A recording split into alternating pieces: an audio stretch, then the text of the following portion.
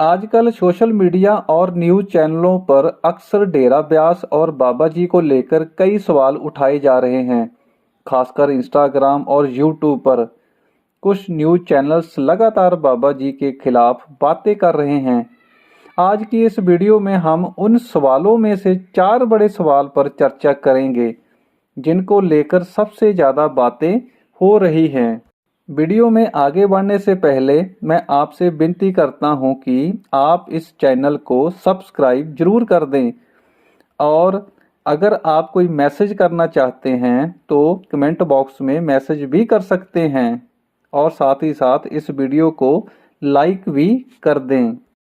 सबसे पहला सवाल, बाबा जी जहाँ डेरा ब्यास वाले जितना दान चढ़ता है उसका इस्तेमाल अपने आप पर करते हैं। मैंने कई बार ऐसा सुना है कि बाबा जी ने आने जाने के लिए हेलीकॉप्टर लेकर रखा हुआ है और यह भी बोलते हैं कि डेरा ब्यास में आने जाने के लिए एयरपोर्ट भी बना हुआ है। डेरा ब्यास बहुत सी जमीन अपने नाम पर खरीद रहा है, लेकिन ऐसा नहीं है। बाबा जी तो हमेशा सादा जीवन व्यतीत करते हैं। आपने देखा ही होगा कि बाबा जी जब भी किसी शादी में जाते हैं, जहाँ किसी से मुलाकात करनी होती है, जहाँ ब्यास में सत्संग होता है, जहाँ ब्यास से बाहर कहीं सत्संग होता है, तो बाबा जी सिंपल कुर्ता पजामा पहनते हैं। बाबा जी की जितनी भी जमीन खरीदते हैं वह संगत की सहूलियत के लिए ही होती हैं। जैसे जैसे संगत बढ़ रही है उसके रहने के लिए शेड भी बनानी होगी, कंटीन भी बड़ी करनी होगी, लंगर को भी बड़ा करना होगा, सड़कें भी मजबूत बनानी होगी, जो डेरे का बस स्टैंड है उसको भी बड़ा करना होगा। डेरे का काम अच्छे से चल सके उसके लिए दफ्तर भी खोलने होंगे। इन सब को बनाने के लिए जमीन तो खरीदनी ही पड़ेगी। जो भी लोग बाबा जी से व्यक्तिगत रूप से मिले हैं, जहाँ सत्संगों में देखते हैं, वे जानते हैं कि उनका जीवन सादा है। वह अपने लिए कोई ऐशोआराम नहीं रखते, बल्कि सारी व्यवस्था संगत के लिए होती है।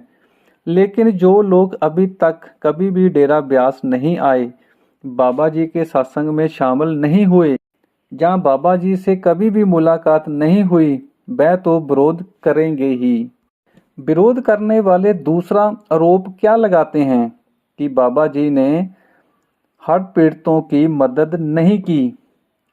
अक्सर जब किसी पर आलोचना होती है तो नकारात्मक बातें ही ज़्यादा उभर कर सामने आती हैं, लेकिन जब डेरा ब्यास जहाँ बाबा जी की तरफ से सेवा होती है, जैसे हाल ही में आई बाढ़ के समय 4 करोड़ रुपए की सहायता राशि देना, 2 करोड़ हिमाचल प्रदेश को और 2 करोड़ पंजाब सरकार को, सत्संग घरों के दरवाजे खोल देना और लंगर व रहने की व्यवस्था करना, तो उसकी चर्चा न्यूज़ चैनलों में उतनी नहीं जाती।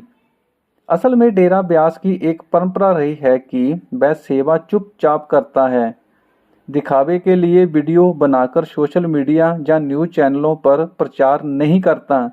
यही वजह है कि आम लोग अक्सर डेरा ब्यास द्वारा की जाने वाली सेवाओं को नहीं जान पाते। लेकिन विरोध करने वाले चैनल जहाँ लोग इस पक्ष को कभी सामने नहीं लाते, क्योंकि उनकी दिलचस्पी केवल विवाद और आलोचना में। व्यास का दृष्टिकोण हमेशा यही रहा है कि सेवा प्रचार के लिए नहीं बल्कि मानवता के लिए की जाती है। मैं आपको जहां पर बताना चाहता हूं कि आप जो भी राशि दान के रूप में, सेवा के रूप में डेरा ब्यास में डालते हैं, बाबा जी उसका कुछ हिस्सा हड़ पीड़ित लोगों के लिए अभी भी भेज रहे हैं, बल्कि मानवता के लिए की जाती है। मैं आपको जहां पर बताना चाहता हूं कि आप जो भी राशि दान के रूप में, सेवा के रूप में डेरा ब्यास में डालते हैं, बाबा जी उसका कुछ हिस्सा हड़ पीड़ित लोगों के लिए अभी भी भेज रहे हैं। तो आप ये मान सकते हैं कि जो आप पैसा दान के रूप में देते हैं, वह पैसा बाबा जी के द्वारा बाढ़ से प्रभावित इलाकों में खर्च किया जा रहा है। अगला आरोप जो बाबा जी पर लग रहा है वह है कि आजकल बाबा जी सोशल मीडिया पर बहुत चर्चित रहते हैं।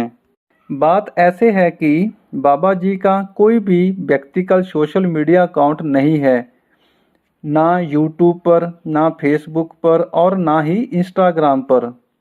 डेरा ब्यास का जो आधिकारिक यूट्यूब चैनल है उस पर सिर्फ सत्संग, शब्द, प्रश्न उत्तर और कुछ डेरे की फिल्में ही अपलोड की जाती हैं। चैनल का मकसद सिर्फ संगत का मन रूहानियत से जोड़े रखना है, ना कि बाबा जी की निजी दिनचर्या या गतिविधियों को दिखाना। सोशल मीडिया पर बाबा जी की जो भी वीडियो या क्लिप्स दिखाई देती हैं वे या तो न्यूज़ चैनल्स द्वारा डाली जाती है या फिर चाहने वालों द्वारा अपलोड की जाती हैं।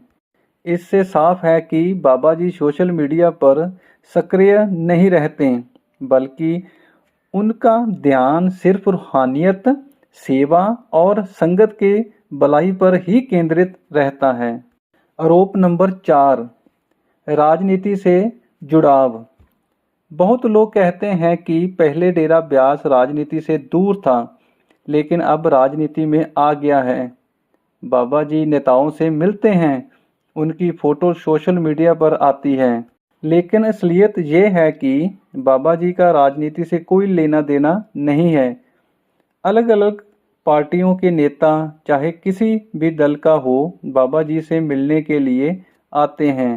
वह अपनी मुलाकात की तस्वीरें खींचकर अपने सोशल मीडिया पर डालते हैं। क्या कभी आपने बाबा जी का कोई ऑफिशियल चैनल देखा है जहां पर ये फ़ोटो अपलोड की जा रही हो? बिल्कुल नहीं। बाबा जी ने कभी किसी को यह भी नहीं बोला कि फलाने नेता को वोट दो या फलानी पार्टी को वोट करो।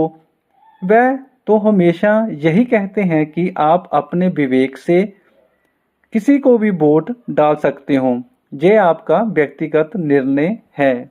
संगत जी, अब आगे हमारा क्या फर्ज बनता है? हम इन अफवाहों को कैसे रोक सकते हैं? दरअसल होता ऐसा है कि अफवाहें फैलाने का सबसे बड़ा कारण हम ही बन जाते हैं। जब हम बिना सोचे समझे इस तरह की वीडियो पर क्लिक करते हैं, देखते हैं, लाइक डिसलाइक करते हैं या उस पर कमेंट करते हैं, इससे क्या होता है?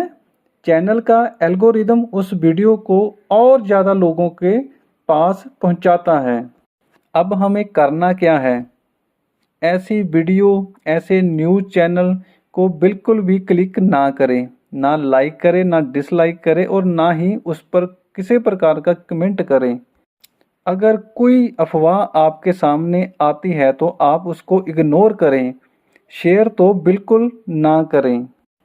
संगत के तौर पर हम सबका ये फर्ज है कि सच्चाई और पॉजिटिव बातों को ही आगे बढ़ाएं।